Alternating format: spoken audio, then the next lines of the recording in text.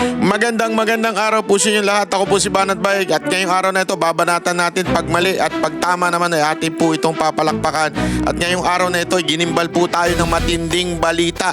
Ito po yung pagkamatay nitong si Yusek Cabral. Mama, papaliwanag natin kung bakit napaka-importante na yung issue na yan pag-usapan dahil naku po mukhang meron na namang nagtatanim ngayon mukhang binabaon talaga sa limot yung binhi ng korupsyon sa Pilipinas. At the same time pag-usapan na rin natin ito si yung pinakasikat pagdating sa pagsisisante pinakasikat na si Torre na ngayon ay isa ng traffic enforcer. Gago! Sabi nga nila, di ba mga kababayan, karma lang yan. Pagkataas mo ng walang niya, ikaw ngayon ang winawalang niya. Alam mo, sa dami-dami naman ang i-appoint sa'yo, hayop yan. Ewan ko ba? Gago! Sa dami-dami ng... Hindi po natin minamaliit ang MMDA. Linawin lang po natin mga kababayan. Hindi po natin minamaliit ang trabaho ng mga MMDA, mga traffic enforcer. Hindi po natin minamaliit yan. Ang sinasabi lamang po natin, ngayon nga po na isa ng MMDA chairman, etong si Torre, ay isa ho itong demotion. Bakit kanyo? Kasi PNP chief ka eh. Ang PNP chief natin ay talaga nga namang isang karangal-rangal na posisyon. At aminin na natin, ito ho'y napakataas na posisyon.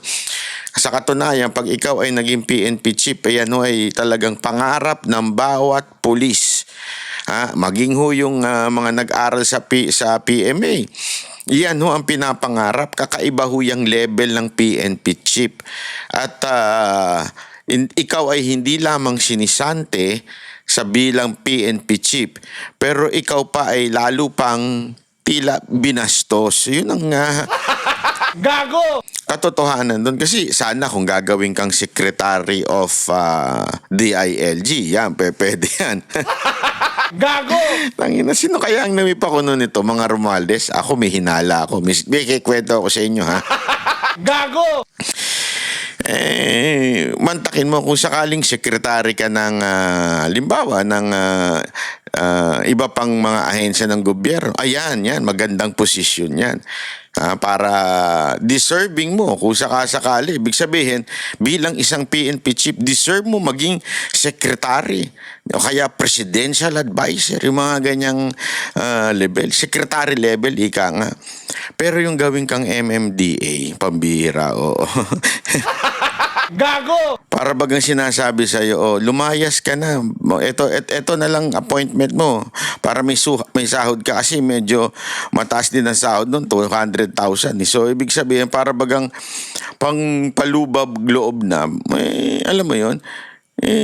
Para bagang para bagang dati kang umiinom ng mga mamahaling alak, di ba? Mga mot-mot yan. Alam mo yung mot-mot? Yung ano bang pangalan nun? Nung champagne na yun at saka yung mga makala ng iniinom mo. Tapos biglang tinanggal sa iyo yun at sinabing, eto, uminom ka na lang ng tubig kanal. Parang gano'n. Gago! Pero may inumin ka pa rin naman. Parang gano'n yun. Ikaw ngayon, may posisyon ka pa rin naman. Pero MMDA, ang asikasuhin mo yung traffic. Pero alam mo medyo, honestly medyo kinakabahan ako dito. Hindi, walang biro. Kinakabahan ako sa posisyon ni Torre na ganito, yung maging MMDA chairman. Paano kung magbida-bida na naman yan? Kasi mahilig magbida-bida. Naalala nyo? Huwag nyo kakalimutan yun. 2-minute response. Tapos papatawag pa siya ng media. Di ba? Papatawag siya ng media. Yung pala planted na yung mga tatawagan nila. Di ba? Gago! Paano kung sabihin ninyang palulubagin niya na ang EDSA? Anong gagawin? Tatanggalin niya lahat ng sasakyan doon. Bawal na dumaan. Gago! Para maluwag ang EDSA, di ba? Ganun baka ganyan na Alam mo naman ang mga diskarte nito, discarding pang kanto Di ba? Yung kakalad ka rin kita dyan, yung mga ganong klaseng baka mamaya ganyan ang gawin niya Mamaya yung mga yung mga humaharang diyan, mga na traffic enforcer diyan na ano, kakalad ka rin din niya pagka hindi niya nagustuhan ng karakas, 'di ba? Ganun 'yan eh. Oh, baka ganun na mangyari. Pero alam mo, ganito lang para sa akin ito yung aking opinion tungkol diyan. Kasi para bagang since ikaw ay 4-star general at sa batas, isa lamang ang maaari maging 4-star. Porn star, oo, pwede. pwede. Pwede ka dyan. Yung, alam mo yung mga tatay na, yung ano man tawag doon, ano ba, hindi step sister step daughter. Pwede ka sa mga ganong klaseng, Hindi, 4-star, ibig ko sabihin, 4-star, isa lang ang pwede dyan. At yan ay nakukuha laang ng PNP chip. Since 80 plus days ka lang, I think 86 days ka lang atang naging PNP chip. Sinibak ka na doon sa posisyon na yon dahil ang tigas ng ulo mo, ang kapal na mukha mo at ang yabang mo. Yan po ibig sabihin, nawala ka lang sa posisyon. But still, by law, you are the 4-star general. Ngayon, ang problema, yung PNP chief ngayon, si acting PNP chief, hindi makapwesto bilang PNP chief dahil nandiyan ka pa. Hindi ka pwedeng pag-resignin basta-basta. Di ba? So, para lang siguro suhulan ka, sige na, tanggapin mo na lang to. Gago! Para umalis ka na sa PNP, tanggapin mo na lang tong posisyon na ito. At least ito, may 3 taon ka pang MMDA chairman, di ba? Kung abot pa Gago! Malay mo, pag bitaw mo, biglang ilang araw lang, sibaking ka na rin dyan sa MMDA, di ba? Para lang mapagbitaw ka. Kasi ngayon, na wala na siya sa bumitaw na siya sa pagiging PNP personnel, hindi na siya pwedeng bumalik. At the same time, malaya na yung 4-star. Pwede na ibigay ngayon kay Nartatis yun. So, PNP Chief Nartatis na talaga yan. Full-blown na yan, di ba? So, anong ibig sabihin nun? Baka mamaya inalok lang sa ito. Alika na dito. Bite, bite. Gago! Ganun yung mga aso. Bite, bite. Gago! Pagkagat sa dun sa biglang nakatakas na ngayon yung papatakasin. Parang ganun, di ba? Parang yung sinasabi, inuuto ka lang. So para bagang inuto ka, umalis ka na dyan sa PNP para malipat na kay Nartatis yung estrella niya, yung kanyang star. Tapos bigla ka naman din palang sisibakin. Sana. Di ba? Anyway, pero kasi kung ako kung ako yung gaganyanin, ako magre-resign na lang ako. Kung may honor ako Parang sa ako kasi yan ang prinsipyo ko sa buhay. Prinsipyo ko yan. Pag ayaw, di wag. Ganun lang, kasimple, di ba? Gago! Hindi, totoo. Kaya nung naliligaw ako nung kabataan ko, yung kabataan ko, sabi ko, Gago! gusto mo ako? Kung ayaw mo sa akin, di wag, umalis ka dito. Gago! Ang ina panliligaw yan. Hindi. Di ba gano'n naman kung may prinsipyo ka, yung ayaw na sa'yo, sinusuka ka na, umalis ka na lang. Pag sinusuka ka na ng administrasyon ni Marcos, umalis ka na lang. Hindi ka na kailangan suhulan pa na, lipat ka na lang namin dito para umalis ka. I mean, kung meron ka pang natitirang honor, pero sa bagay, wala ka naman talagang honor, kailan ka ba nagka-honor? Gago! Lalo na siguro nung ikaw ay kabataan mo, wala ka talagang honor. Gago! Kung ikaw ay meron pang dignidad, di ba? Kung ikaw ay isang meron pang honor na titira sa iyong prinsipyo sa buhay, alis ka na dyan. Di ba? Alis ka na. Hindi mo na kailangan sabihan pa o suhulan pa o palitan pa yung posisyon mo para lang umalis ka. Ganyan ang ginawa Yan yung ginawa ng administrasyon na to. Umalis ka na lang. At sana naman ngayon, baka mamaya kung ano naman isipin mo dyan. Sa bagay, sige lang, magbida-bida ka para matanggal ka huli. Gago! Pero may isa pa akong the other side of the story. Alam mo, sa totoo lang makinig kayo mabuti. Feeling ko, talagang ang nagpapaandar nitong gobyerno ni Marcos walang iba kung hindi itong mga rebulya. Feeling ko pagkagagawa nito ni John Vic yung itong position na to parang lalo niya pang ininsulto. Ayaw mo sumunod sa akin nun kasi di ba remember siya yung nagpapasunod Ayaw mo sumunod. Hindi ka pumapayag sa aming kagustuhan. sinibak siya as PNP chief. Di ba? Binulungan niya si Marcos. Sibakin mo na itong animal na ito. Ganun. Gago! O, sinibak naman siya.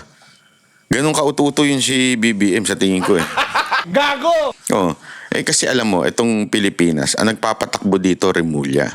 Kaya nga, ito rin isa pa, mas lalo na isang epal, yung si Boying Remulla. Yan ang napaka-epal. Talagang, kaya nga kita mo yung ginagawa nilang pagkakawawa kay Bong Revilla. Oh, alam niyo kung bakit yan, di ba? Naikwento ko na sa inyo. Labanan ng Cavite yan eh. Kalokohan no, eto. Napaplastikan ako dun eh. Bakit kanyo? Tandaan ninyo, yang si Boying Remulla, dating congressman yan. Oh, dating congressman yan ng Cavite. Tanungin nyo yung mga taga Cavite. May nagawa ba yan dyan?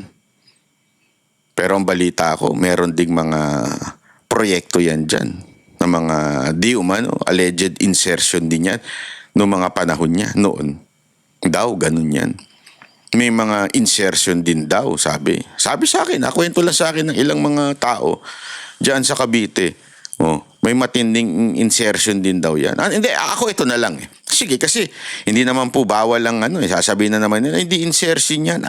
Ano lang yan, amendments. O sige, sabihin na natin amendments, insertion, kung ano pa gusto ninyo. Ang tanong ko lang sa inyo mga kababayan, may nagawa ba sa Cavite itong si Boying Remulla? Oh, ay kayo mga taga Cavite, alam niyo yan, wala. Sumagot kayo diyan. Wala ho nagawa yan na matino. Baka yung lang, yung alam mo na, yung diyan, yung dating resort na naging Pogo, Kita niyo tila untouchable itong mga Remulla. Pati dito ngayon sa pangyayari dito kay Torres, sa tingin ko galaw ito ni John Vic. At pagdating naman sa issue ng corruption, issue ng para mailigtas si Marcos, parang si Boying Remulla ang nasusunod sa lahat. Lahat ng utos niya nasusunod. Kita nyo na nga lang yung si di ba? Yung witness. Sa kanya nang gagaling. Di ba pinagpapasapasahan yung dokumento? Sa kanya lang nang gagaling yung testimony nung tao na yun. Bakit ganun? Ikaw ba, Marcos, utu-utu ka na ba talaga sa mga Remulla? Gago! O hindi mo lang sila kayang tablahin kasi alam naman natin ang karakas ng mga Remulla dyan sa Cavite. Tanong nyo sa mga taga Cavite, kilala yan. Ako po. Gago!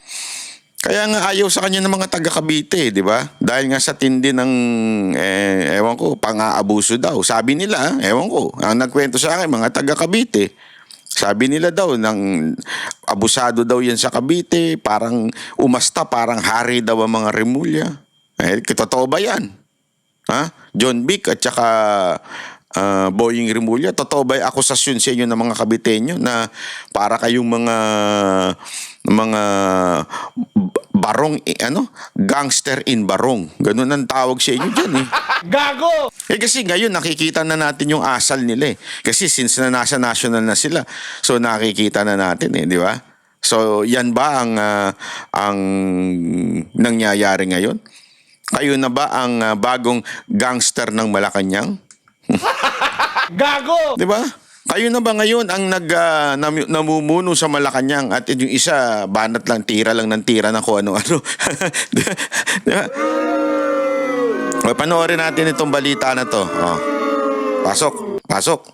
Sa iba pa natin balita, tinalaga ni Pangulong Ferdinand Marcos Jr. si dating Philippine National Police Chief General Nicolas Torre III bilang MMDA General Manager. Pinalitan ni Torre ang dating police na si retired Colonel Procopio Lipana. Mismong si Sandali I stand corrected. Hindi pala siya chairman. General Manager lang palamput. Gago! Mas malala pa pala. Hayop. Akala ko. Kasi iba pa, mas mataas pa yung posisyon ng chairman eh.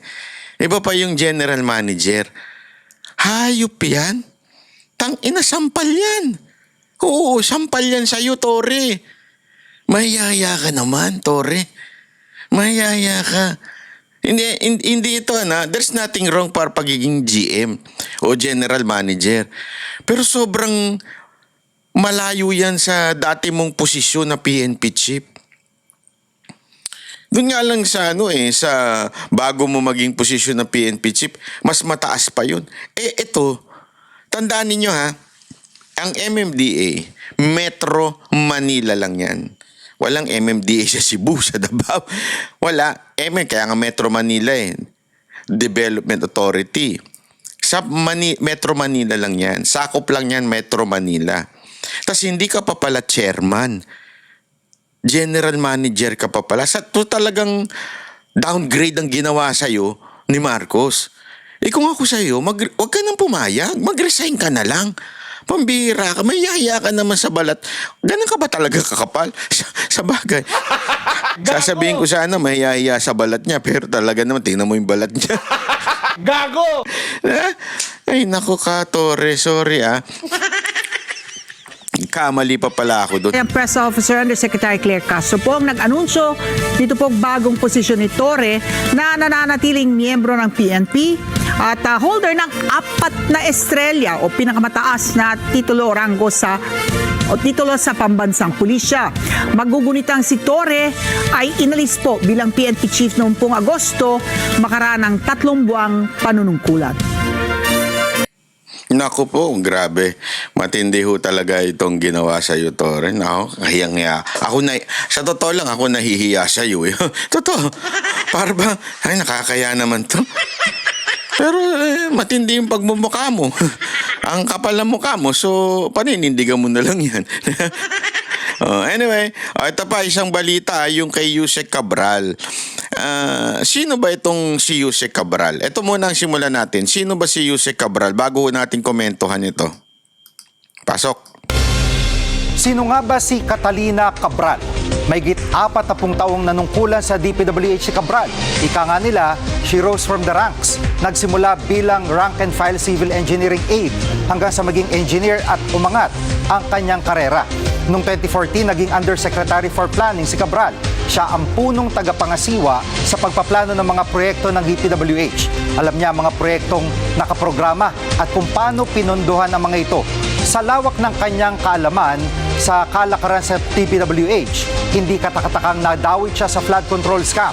Sa salaysay ni dating DPWH Yusek Bernardo, isa si Cabral sa mga opisyal na sangkot umano sa kickback scheme sa flood control projects. Sa pagharap ni Cabral sa mga pagdinig ng Senado noong Setyembre, inusisa ang papel niya sa budget insertions. May alegasyon kasing nakipag-ugnayan si Cabral sa ilang mambabatas para tanungin kung may priority project silang gustong ipasama sa budget ng DPWH.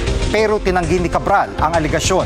Si Cabral din ang nagpaliwanag tungkol sa allocables na sinasabing bagong pork barrel. Ayon sa kanya, budget ceiling lang daw ang allocables para sa bawat distrito na nakabase sa isang formula na kakaunti lang sa DPWH ang nakakaalam. Mga kapatid, Jig Manikad po, pagdating sa mahalagang balita sa loob at labas ng bansa, dapat una sa lahat, mag-follow at mag-subscribe na sa social media pages ng News 5. Ngayon, nako po. So, ayan na nga ho. Para bagang ito yung middleman. Parang ganun. Pero in this case, woman, siya yung middleman between the DPWH and kung sino man yung kumikickback. Yung nakakatanggap ng allocable. So, the rest, halimbawa ito, yung mga DPWH secretary, other Yusek, other politician, siya yung pinakagitna. Kaya napaka-importante ng papel nito ni Cabral. Pag ito, yung nawala, malaking bagay.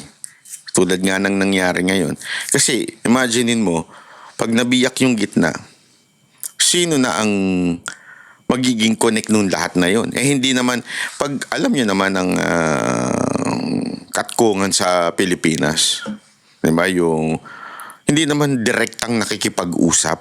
Kaya kalokohan yung sinasabi nung iba na direktang nakikipag-usap daw. Oo, meron instances, halimbawa talaga magkaibigan ng dalawang politiko at halimbawa ay politiko talaga yung pero merong gumagalaw sa baba. Yun yung middleman. Halimbawa, kunwari lang, head ng, bakit sasabihin iba, bakit hindi yung secretary? Siyempre, pag secretary ang gumalaw, una-una, hindi naman niya kabisado yung kalakaran pagdating sa kung paano yung nakawan sa baba.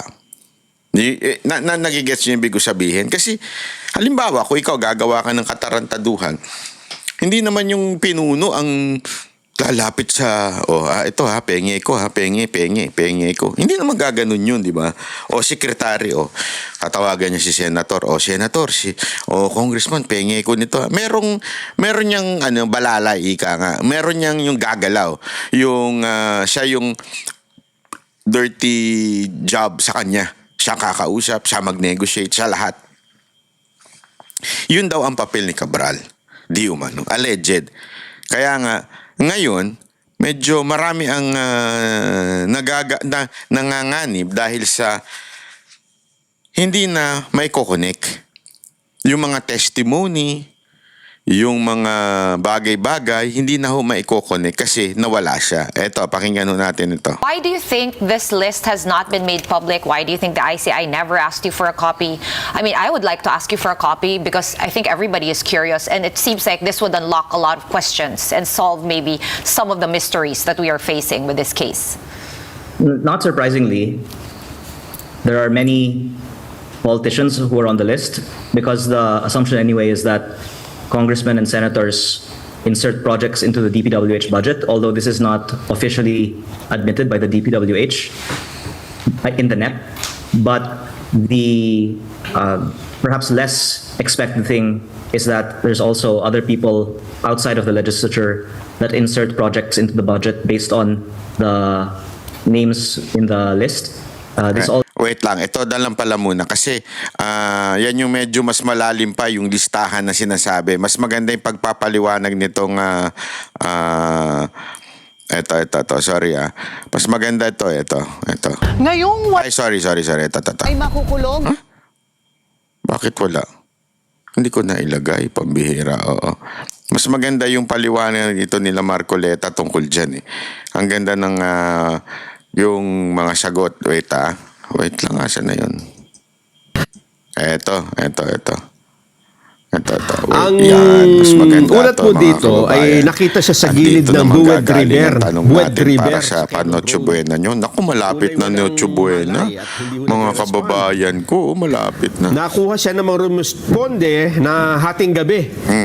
Nadala pa sa dineklaran patay ng doktor na si Gian Frances Salinas 12:02 ng hating gabi. Ang driver naman po ni Cabral, ang pangalan ay Ricardio Muñoz Hernandez. Siya ang huling kasama ni Cabral. At sa kanyang kwento, binabagtas po nila ang Cannon Road mula Baguio nang magsabi si Cabral na ibaba siya sa Purok Maramal, Sitio Camp 5 sa Barangay Camp 4 alas 3 ng hapon. Nagsabi niya ito na iwanan lang siya doon. Pero dalawang pangyayari to, Jen, ha? Una ay dumaan sila sa lugar. Oo. Bumaba sila. Pero sinita sila ng pulis. Opo, pinalis kasi pinalis medyo sila. mapanganib daw po sa lugar na yun. Ang sabi ng driver, bumalik sila sa may malapit sa hotel, kumain, at nagpunta sa hotel. Bago bumalik ulit rito. Doon sa area pa rin yun. Ibig sabihin, 2 beses sila pumunta. At yung sa second time, dito na nagpaiwan si Cabral. At sabi sa driver, balikan mo na lang ako. Nung pagbalik niya ng bandang alas 5 na ng hapon, hindi na niya makita si Cabral. Bumalik si Hernandez sa hotel kung saan sila naka-check-in. Wala din daw po doon eh. Kaya bumalik siya sa Cannon Road View Deck kung saan nandun ng Station 8 ng Baguio City Police Office. Humingi na siya ng tulong. Kasi gumabi na eh. Madilim na. At dahil dito tumulong po ang pulis sa paghahanap at doon nga po nakita doon sa site sa ibaba 30 metro mula sa riverbank ang katawan po ni Cabral bandang alas 8 na po daw ito ng gabi. Hindi pa malinaw kung bakit inabot ng 4 na oras bago iniakyat ang katawan ni Cabral sa kalsada. Baka nahirapan. May mga report din na nagsasabi na nahulog si Cabral at ito ang sinusundan ng investigasyon sa ngayon. Ang Office of the Ombudsman ay nag-utos naman na lahat ng gadget, ibig sabihin mga cellphone o kung anumang computer, laptop, ay ingatan. Ito pong lugar kung saan daw po nagpaiwan si Cabral ay isang populated area. May mga tao yan sa palipaligid. Malapit ito sa isang nasirang rock shed at sa rock netting project site na in-inspection ni Pangulong Bongbong Marcos noon kasama si Mayor Benamin Magalong. Iniugnay din si hindi na ito, background na ito eh. O yun po ang pangyayari. Sen. Oho. So yun. Pero ngayon kasi parang marami tuloy ang lumalabas na mga balita kung ano talaga ang naging nangyari dito kay Yusek Cabral dahil nga sa mga pangyayaring ito, Sen. Oo. Pero base sa paglalahad mo, Nelson, parang gusto niya talagang pumunta sa lugar na yun eh. Bumalik pa eh. Opo. Una, tama ba yung sinabi mo na binawalan sila ng pulis sapagkat mapanganib yung lugar na yun? Oho. So, umalis nga. Opo. Tapos sabi mo, bumalik uli. So, ibig Bumalik sabihin, parang gusto niya pumunta talaga sa lugar na yun. Oho eh. Pangalawa, napansin ko, sabi na bagit mo kanina, bumalik yung driver para balikan siya, di ba? Opo. Kasi sabi ni, iwanan mo ko pero balikan mo rin ako. Oo nga, pero hindi ba niya hinintay na dapat tatawag, o balikan mo na ako. Di ba dapat may... Ay, usually ganun ho eh. Hindi, Parang naka-schedule baga. Kasi wala pa naman sinabing bumalik na siya, di ba? So bakit siya bumalik? Unless naka-schedule na nga, di ba? Naka-schedule na yung, ito ha, ito lang iiwan mo, ganun. Marami kasing haka-haka. Una, hindi totoo. Yan ang pasintabi na po, mawalang galang na po doon sa namatay. Ang mga haka-haka ng mga tao, hindi totoo. Malamang pineke yung kanyang pagkamatay para daw maligtas sa liability sa batas. Kasi sangkot siya na makukulong eh, 'di ba? Una 'yon. Pangalawa naman, merong yumari sa kanya. Merong nagplano para talagang hindi na siya makapagsalita. Yun ang talagang ginusto niya na yun dahil may ipit na siya.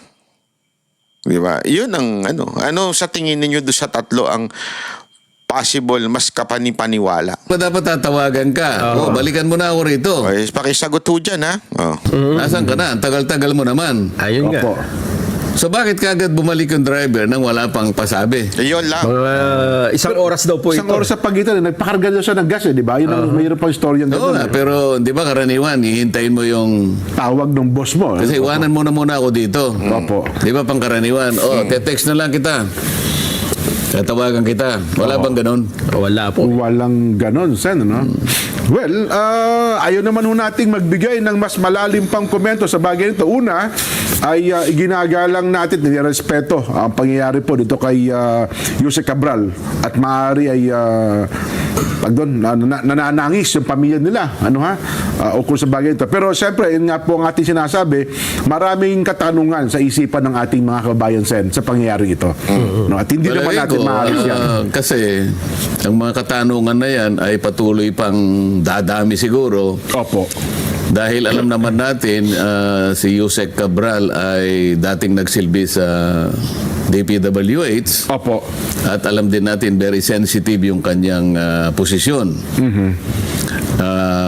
Lahat ay mag-a-agree sa katotohanan na yung kanyang posisyon na yon ay masyadong maraming naglalaman yun ng maraming impormasyon tungkol sa kung paano inilalatag ang mga proyekto ng ating pamahalaan. Kasi DPWH ito, Jen, Nelson. Opo, Yusek for planning po siya.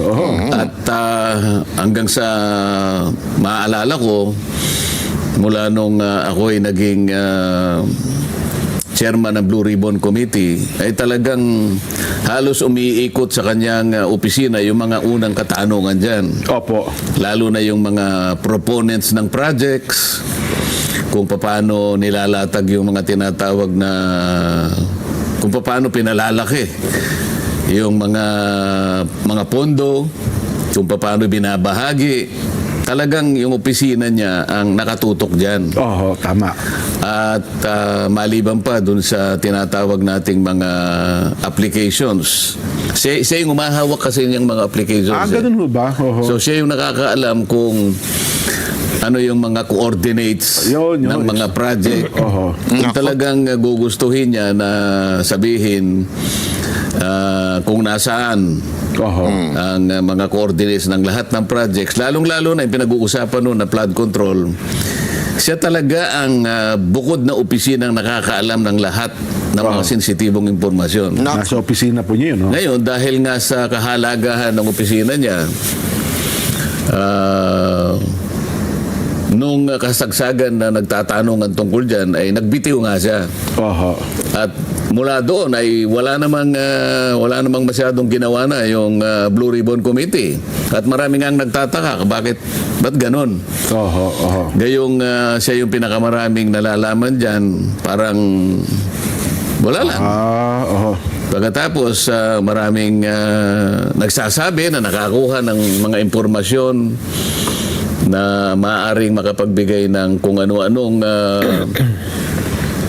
related na Oho. mga ibang tatalakayin at maaaring ma-involve yung maraming tao. Kaya siguro ngayon, kung mo nangyari yan, talagang aasahan mo na babangon ng mas maraming tanong. Opo, marami talagang tanong. Mas maraming tanong ngayon kaysa kasagutan. Oho. Nakakalungkot yung nangyari dyan. Ako, unang-una, dahil kakilala ko naman siya, sa trabaho ko sa Congress noon sa mababang kapulungan hanggang sa maging senador ako, may pagkakataon talaga na nagkakausap sa mga hearing. Opo. Kaya kilala ko naman siya ng personal. Ayun. Oh. Kaya hanggang sa ako'y maging Blue Ribbon Committee, nasama nga siya sa unang mga pagtatanong dahil nga sa sensitibong pwesto niya sa DPWH. Oho. Opo. O ngayon, nangyari nga ito, inaasahan natin na marami talaga yung magdududa Tama. sa nangyari sa kanya. Nako At lalo pa nga naalala ko, di ba dapat nakatakda sa humarap sa ICI, di Sa ba? ICI noong December 15. Tapos hindi rin siya pumunta, no? Kasi nakarating. Wala rin pasabi kung pupunta o hindi. Kung maalala ninyo yung dalawa, naging guest natin. Si Kong Lian Libiste po. Si Kong Lian, anak ng aking kumare. Opo. At mula sa kanya, nagsabi siya rito, at dito niya unang inilahad Yes. na meron siyang nakuha mga sensitibong impormasyon na binigay mismo. Naku, may revelasyon si dito, oh. Si Senator Marcoleta, oh. Oh. Diyan daw nilahad sa kanyang programa yung mga mga nalalaman ni Yusek. Naku po, patay tayo dyan. Gago! Ito na. Opisina ni Secretary Yusek Cabral, bago pa nangyari Opo. itong pinag-uusapan natin. Opo. At nung hinahanap na rin yung computer, hindi na makita yung computer. Agoy. Oo. ganun ang Ngayon, angulo. sinasabi mo kanina na may binanggit ang ombudsman na ano sabi niya? Yung mga gadgets Pinapasecure. ay secure. Nako. Yung Cellphone. text. Yan. Kasi sa forensic investigation, baka, ano bang tanong? Kasi kung may katagpo ba siya doon, siya lang ba ang kusa na tumambay doon? Bakit, ang tanong bakit dalawang beses pa siyang bumalik doon sa nabanggit na lugar? Di, bakit ang ombudsman ang nagsabi noon? Siguro ang ombudsman ang nakunan ng reaksyon. Diba dapat pulis? Oo nga, no? Diyan kayo Dapat kasi- nagkamali kayo dyan, mga kapatid. Kilala nyo naman ng ating ombudsman eh. Siya na po ang prosecutor, siya na ang huwes, siya na ang polis, siya na ang lahat. Oo, siya na nga rin ang presidente. Gago! Hindi nyo alam yun? Naku naman mga sir, hindi nyo po ba alam yun? nagpapatakbo sa Pilipinas, era mga Remulla. Yung siguro, yung mga investigador. Opo, yung mga pulis. Kasi kung hahanap ka ng lead, halimbawa, pero ipaalam niya sa mga mga partido ni Yusek Cabral. Opo. Sa tingin ko, hindi yung ombudsman ang nagpapanukala ng ganun, kundi yung mismong mga investigador na nagsisimula para malaman ang mga katotohanan sa pangyayaring ito. Bagay, Di ba? malamang SOP naman sa mga pulis. Siguro nakunan lang ng reaksyon ng reporter si Ombudsman Remulla. Ano nga. Pero doon sa punto lang, aspetong legal lang, may epekto ba ito sa kaso, sa kontrobersya ngayong ating kinakaharap? Kung legal aspect lang po, walang... Yan, maganda to. Kasi ang tanong nila ngayon, di ba, ano magiging epekto nito sa iskandalo ng flood control? Ang magiging maraming epekto sa tingin ko kasi nga yung sa dami ng mga impormasyon na dapat sana'y nailahad niya o naikwento niya, maaring yung iba ngayon ay hindi na makikita. Ayun. Di ba? Opo. Maaring tamaan naman ng mga impormasyon na yan ay medyo nagsasaya siguro.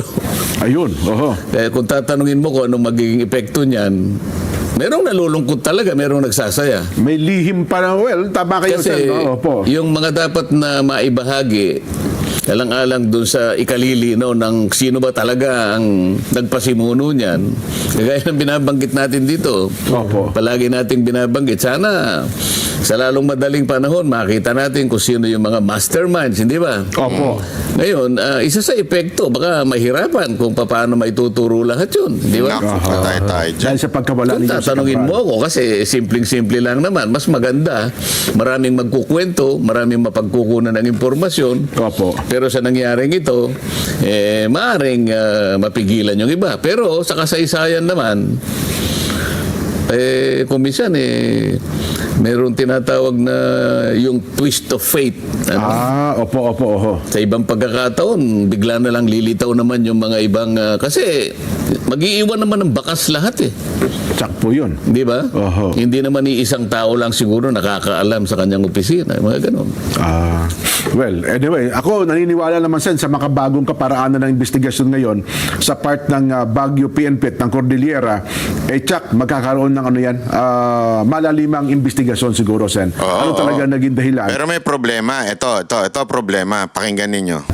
ng naging kamatayan nitong si Yusek Cabral? Hindi lamang yung kamatayan niya mismo, kung hindi yung epekto ng pagkawala Ayan, niya. opo, Kasi oho. nga, nawala siya habang hindi pa ganap na natutukoy ang lahat ng dapat matukoy. Oho. Habang naglalaro pa sa isip ng mga mamamayan natin, saan na ba patungo yung mga investigasyon na yan? Ayan, Bakit opo. nangyari itong ganito? Oho. Di ba? Pero tataka ko na doon sa mga tama ba yung video footages, bakit binalot siya ng plastic? Parang Yung parang foil? na hindi ko alam eh. Di ba? Ano kayang nangyari doon? No? Ipakita mo nga direct. Ayan, yan, no? Bakit siya kaya binalot ng foil, ano? Paano nyo naman alam na foil Ayan yan? po, yung Ako, no? Yung ako hindi ko alam kung ano yan. Parang Baka yan naman talaga yung ginagawa SOP? ngayon eh. Para i-preserve po yung bangkay. Parang hindi naman. Well, parang ngayon lang ako nakakita ng gano'n. No? Na-accident, bumagsak Yung body bag, Oo, yung... Ano ba, body bag lang ba yun? O... Ayun, no? Kasi parang binilot siya, no? Di ba? O body bag ba yung ginamit sa kanya? Well, anyway, nagtaka lang ako doon sa nakita nating yung paraan. Ay, nako. Ang sabi naman ni Kong Lian Lebiste tungkol dito sa pagkamatay ni Yusek Cabral, ang sabi niya sa kanyang Facebook account, yung una niyang post ay may listahan sa computer ni Yumaong Yusek Cabral ng lahat ng proponents ng DPWH insertions. Okay. May iilang may kopya nito. Kung lumabas lang ito, tapos na ang mga investigasyon. Yo. at sinundan niya after 7 hours, ang files ni Yuse Cabral ay inaprubahan ng DPWH na ibigay sa akin noong September 4. Ipinakita ko ito sa ICI noong November 18 at 19 at sa Ombudsman noong November 26. May kopya rin ang DPWH nito. Pero mukhang sabi ng ICI, wala silang kopya nito no? Nakita lang nila. Kaya nga humingi sila ng kopya kay Oo. Ano binabanggit mo, Nelson, na si mismong si Kong Lian ang nagbigay ng mga sinasabi mong pangalan ng proponents? Yung galing kay... Yung nakuha doon po sa computer. Oo nga. Dahil nakakuha si Kong Lian ng kopya noon, ibinigay niya sa ICI. Hindi po, ipinakita lang. Pinakita. Nung humarap siya doon, ipinakita At niya. nanghingi nga raw ng kopya. Kasi wala doon silang kopya pala noon. Noon pinakita niya, meron ba kayong kopya nito? Nagtataka nga sila, walang kopya. Pero binigyan sila ng kopya. Binigyan daw po. Doon natin na-interview dito, Sen. Binanggit niya, nagbigay siya ng kopya doon sa ICI. Yun po yung sabi ni Total, Kong Lian. tinitindigan naman ni Kong Lian. Ibig sabihin talaga, binigyan ng kopya ang ICI. Oh, yes. Sa mga po. tweet, Oo. alam ng ICI kung ano yung nilalaman ng computer. Oo, pero may problema dyan. Kasi in every document presented in the court, you have to say to the court na akin yan, ako gumawa niyan, at yan ay lehitimong kaalaman ko. Kasi alam mo, meron niya akong kakilala na demanda siya dahil sa libel or something na nilabas niya sa Facebook. At na-dismiss yun, alam niyo kung bakit. Sabi ng korte, walang authentication from Facebook. Na yan ay talaga lumabas sa kanila. Kasi authentication is very important in court. Kung ang isang tao ay patay na, paano niya sasabihin sa aking galing yung listahan na yan? Ako talaga ang sumulat dyan? Kasi pwedeng magkaroon ng dagdag bawas doon sa listahan na yun eh. Di ba? So, unless that person authenticate. Importante yun. Well, Dahil nabigyan na sila ng kopya. maaaring ganun daw po. At nabigyan din ng DPWH. May kopya May kopya na ang rin po ang DPWH Yung original na copy, nasa kanila pa. May mga lumalabas lang angulo doon sa computer daw. May mga typo error. Kaya mahiwagang computer. Kaya nga Kaya nung lang, ang magiging problema kasi dyan, alam mo, kung pinag-uusapan natin ay usaping legal, Opo. sino magpapatunay niyan? Authenticate. Yung authentication kasi ay bahagi ng pagbibigay ng probity sa isang nakakalap na ebidensya. Yes po. Kaya nga, pagka ikaw ay may-ari ng ganong kasulatan o anumang klaseng ebidensya, lalo na kung documentary evidence, Opo. authentication ang pinag-uusapan eh. Karaniwan, maaaring ang isang dokumento may pirma ka. So, ipipresenta ka sa harap ng korte at tatanungin ka, ikaw ba ang gumawa nito? Ayun. Ikaw ba naglahad dito? Ganon. Opo. Meron kang pirma nakalagay rito, pirma mo ba ito? Yun ang authentication eh. Opo. Ngayon, kung halimbawa, listahan lang ang nakita, ngayong wala na si Yuse Cabral, sino mag-authenticate ngayon na siya nga ang may-ari nung nakasulat doon sa computer? Kasi kahit na laptop niya yun, maaaring sasabihin lang ng iba, oy, naglagay lang kayo dyan. In-insert nyo lang yan dyan. Oo. Ng mga files na yan. So, ang pinag-uusapan natin dyan, yung technical issue ng authentication, doon medyo magkakaroon ng problema dyan. So, yun pala yun. Sa akin lang, opinion ko lang ito. Maring nagkamali ako, pero sa experience ko bilang isang abogado, Jen, yun ang medyo problematic. Yung area na yun. Opo. Ngayon ba na siguro kung may mga personal secretary siya, Nelson, ano? May magsasabing... Yan ay talagang Kami po ang nag-save niyan, kami ang gumawa niyan. Yung sinasabi nating pwede rin naman patunayan yung mga digital traces sa liban. Ayan, isa po yan. Kaya naman, hindi mo na mabubura yan eh. Opo. Di ba, pangkaraniwan, pagka meron kang communication galing sa cellphone mo, Ayan. Ayan naman, pwedeng sabihin ng korte na kahit di mo patunayan yan we can take judicial cognizance na by technology talagang galing sa iyo yan.